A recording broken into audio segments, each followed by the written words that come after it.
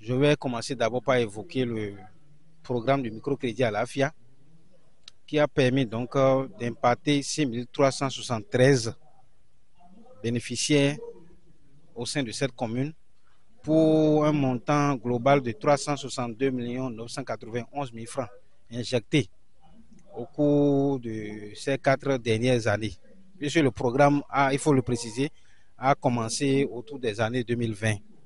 Donc, à échéance, à l'étape où nous sommes actuellement, ce sont des statistiques qu'on peut partager par rapport à la réalisation en termes d'accompagnement donc, des populations en matière de microfinance. C'est le lieu également de repréciser qu'il y a des engagements que l'État a pris dans le sens donc d'améliorer, je dirais, la cagnotte qui est mise à disposition donc des différents groupes qui vont donc constituer leur dossier auprès des systèmes financiers décentralisés. Je voudrais ensuite déboucher sur la mise en œuvre du projet H au niveau de la commune de Kétou, qui ne faisait pas partie donc des communes pilotes. Il y a eu la phase de la généralisation qui a permis donc de mettre à disposition 8 838 cartes biométriques au profit des privilégiés de l'État, ce qui devrait faciliter donc leur accès aux soins de santé en tenant compte du panier de soins de base édicté à cet effet. Aujourd'hui, avec les efforts du gouvernement, les lecteurs d'authentification donc de ces cartes biométriques ont été déjà positionnés dans toutes les formations sanitaires. Les agents de santé ont été formés sur le protocole d'admission des soins au profit donc des patients privilégiés de l'État qu'ils sont appelés à recevoir.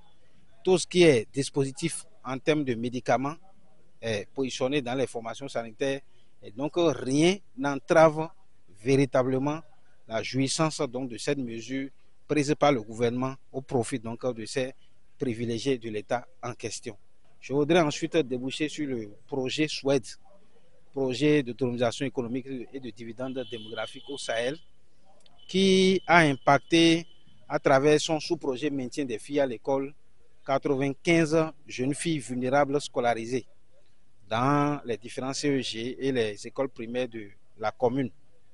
Et donc, il faut préciser que ces jeunes filles dont j'ai cité l'effectif tout à l'heure ont reçu des kits complets composés de fournitures scolaires, de tous les livres programmes, des couches hygiéniques, un sac solaire et bien évidemment également du kaki.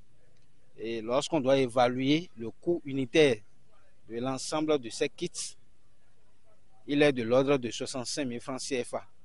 Quand on s'évertue donc à calculer le coût unitaire fois le nombre de bénéficiaires, nous nous retrouvons banalement à un peu moins de 3 millions de francs CFA que ces jeunes filles ont bénéficié directement au niveau de la commune de Kétou.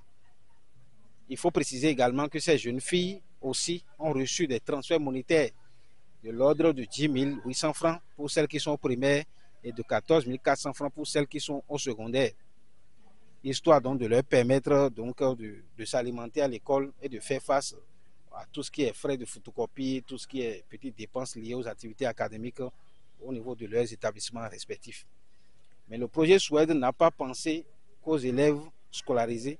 Le projet également a eu je dirais, une pensée pour celles qui sont non scolarisées ou celles qui, à un moment donné, ont décroché.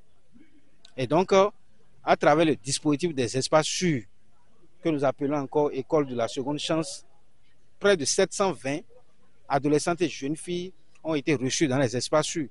Les 2 espaces sûrs qui ont été mis en place.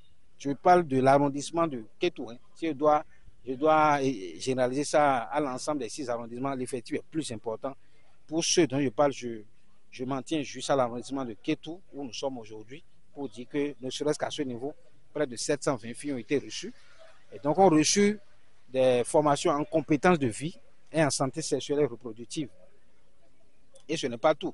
Dans ce lot, un certain nombre également ont été formés, ont reçu des formations alternatives par rapport donc à la culture du champignon, par rapport à l'élevage de l'escargot et par rapport à tout ce qui est fabrication d'amuse-gueule, d'accord, et de dispositifs de conservation, donc de la tomate, des épices, de l'oignon, etc.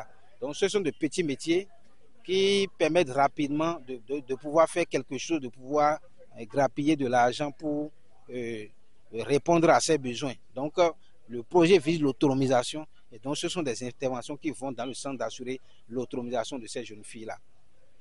Je voudrais finir par le projet de filet socio-productif Besoké. C'est vrai qu'il n'est pas encore opérationnel dans la commune de Kétou, mais qui ne saurait trop tarder, puisque ce projet est déjà effectif dans le département via les communes de Kobé, d'Adjaouéré et de Sakété. Et à travers ce projet, des transferts monétaires pour la subsistance et des transferts monétaires pour des activités génératives de revenus vont être mis à disposition donc des ménages pauvres extrêmes que nous appelons privilégiés de l'État, qui auraient été donc identifiés dans la base pour répondre donc aux vœux du chef de l'État, donc de faire vraiment du capital humain, je dirais le socle même du développement intégral, le développement qui inclut toutes les couches de la société, le développement qui permet à chacun d'avoir sa part dans la répartition donc des fruits de la croissance.